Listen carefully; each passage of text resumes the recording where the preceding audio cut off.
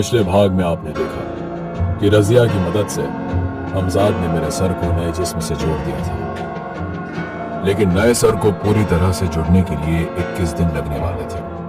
इसलिए मेरा हमजाद मुझे वहां से लेकर एक पुराने वीरान खंडर की तरफ निकल पड़ा। उस खंडर में हमने जैसे तैसे पूरे 21 दिन बिताए।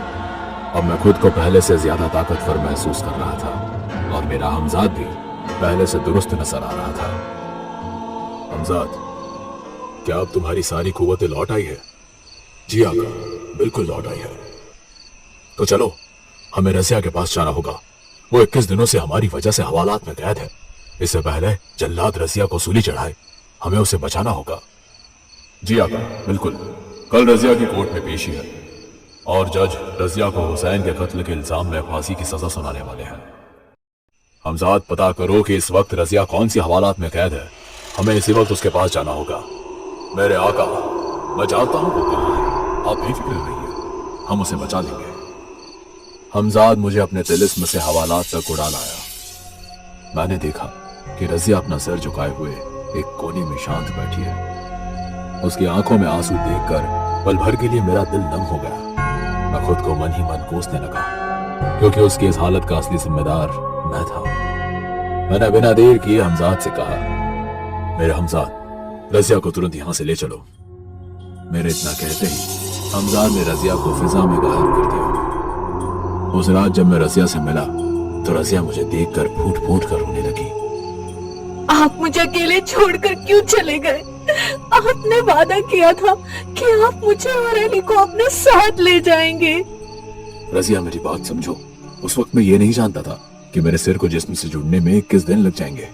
और आज जैसे ही मेरा सिर जिस्म से जुड़ा, देखो मैं तुम्हारे पास आ गया हूँ। तो क्या आप मुझे अपने साथ ले जाने आए हैं? नहीं रजिया, आज नहीं। अभी मुझे तुम्हारी दुनिया की कुछ कुव्वतों और उनके मालिकों से अपना इंतकाम लेना है। अगर इस वक्त मैं तुम्हें अपने साथ ले जाऊं तो हो सकता है कि एक बार फिर वो लोग मुझ पर हमला करें, और मैं ये नहीं चाहता कि तुम्हें और अली को कोई नुकसान पहुंचे। बस कुछ दिन और मेरे इंतजार में बिता लो। मैं वायदा करता हूँ मैं जल्द लौट आऊंगा और तुम्हें अपने साथ अपनी दुनिया में ले चलूंगा। ठीक है, मैं आपका इंतजार करूंगी। हमजाद, रजिया को घर छोड़ाओ। जी आका। रजिया बहुत ही मासूम थी। वो मेरी हर बात मान लेती थी। इस बार भी वो मेरी बातों में आ गई।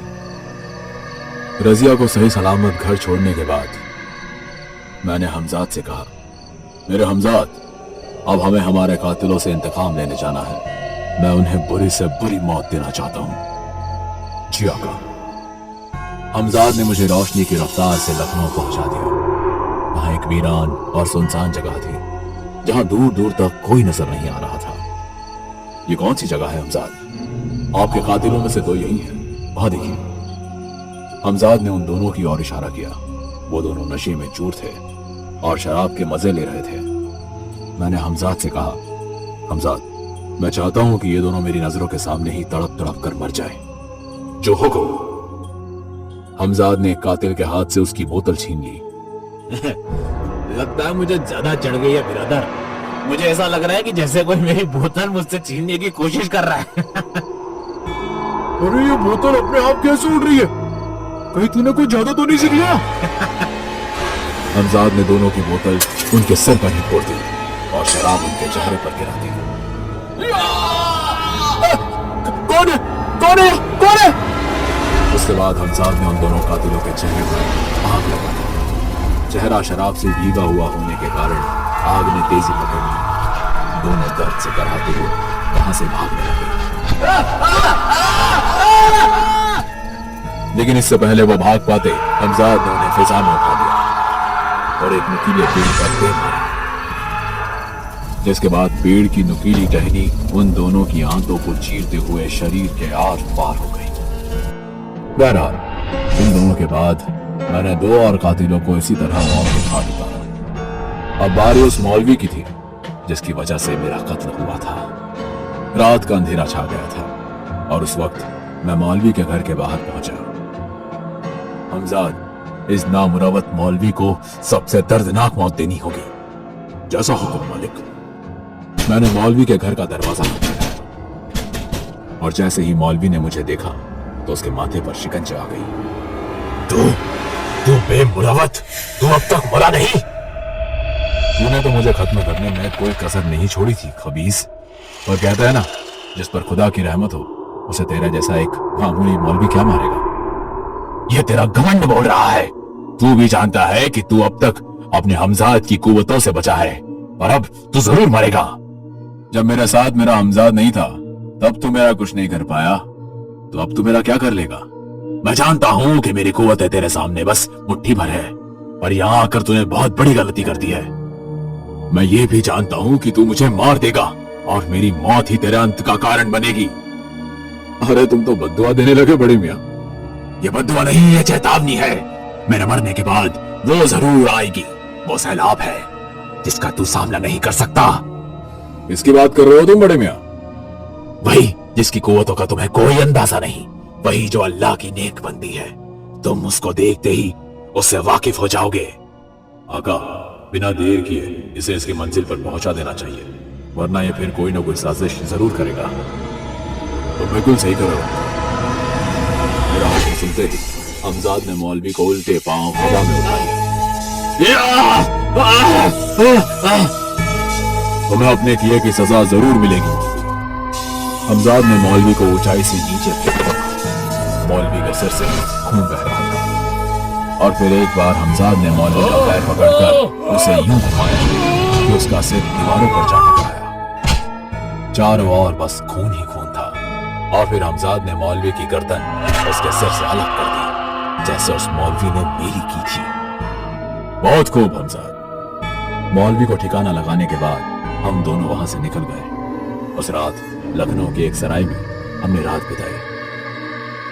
मैं बहुत खुश था, और उस खुशी में मैंने हमजाद से कहा, अरे मियाँ, क्या आज भी मेरी रात ऐसी ही खाली बीतेगी? क्यों ना तुम किसी हसीना का इंतजाम कराओ। जाओ, शहर की सबसे खूबसूरत हसीना को लेकर आओ, जो हो। हमजाद मेरा हुक्म सुनते ही गायब हो गया, और जब वो लौटा तो उसके हाथ में एक परी जैसी लड़की थी। मेरे आका, ये इस शहर की सबसे खूबसूरत लड़की है। अब आप देख लीजिए, मैं चलता हूं। बहुत खूब। वो लड़की बिल्कुल परी जैसी थी, दूध से भी ज्यादा सफेद रंग, लंबे बाल, बदन तो ऐसा जैसे किसी जौहरी ने तराशा हो। शायद ये आज तक की सबसे खूबसूरत लड़की थी।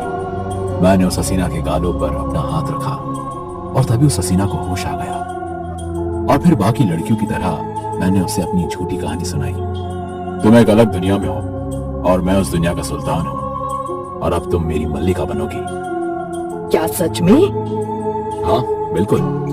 ये सुनते ही उस लड़की ने मुझे अपनी आगोश में भर लिया, और मेरा माथा चूमते चूमते मेरे होठों तक आ गई। ये पहली बार था कि कोई लड़की मुझे पहली नजर में पसंद कर गई थी, और मेरे साथ खुद ये सब कर रही थी।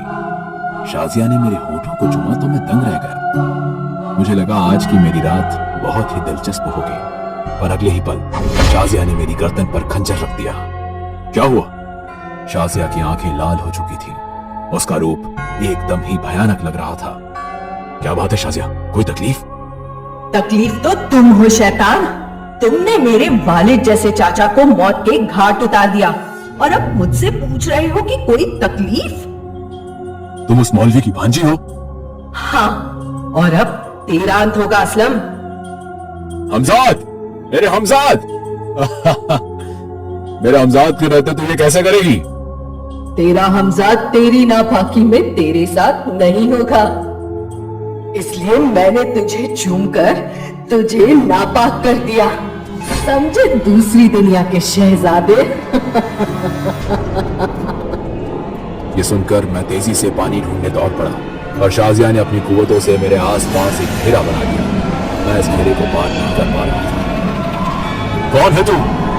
वही जिसका तुझे इल्म है। मेरे मरहूम चाचा ने तुझे आगाह किया था। तुझे क्या लगता है लड़की, क्या तू मुझे मार सकती है?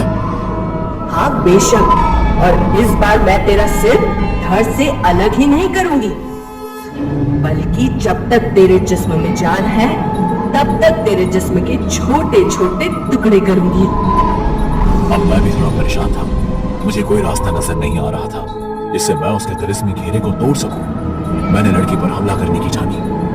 मैंने अपनी पूरी ताकत से उसका गला दबोच लिया और बस उसी आंखों से रोशनी जिसके बारे में मैं बयान नहीं कर सकता। उस रोशनी ने मुझे उस लड़की से दूर कर दिया और पल भर में शाजिया बदल गई। अब वो किसी फरिश्ते की तरह चमक रही थी। उसके हाथ में एक तलवार थी। तेरी बुराई का घड़ा भर गया है असलम। और उस रूहानी तलवार से शाजिया ने मुझ पर हमला किया।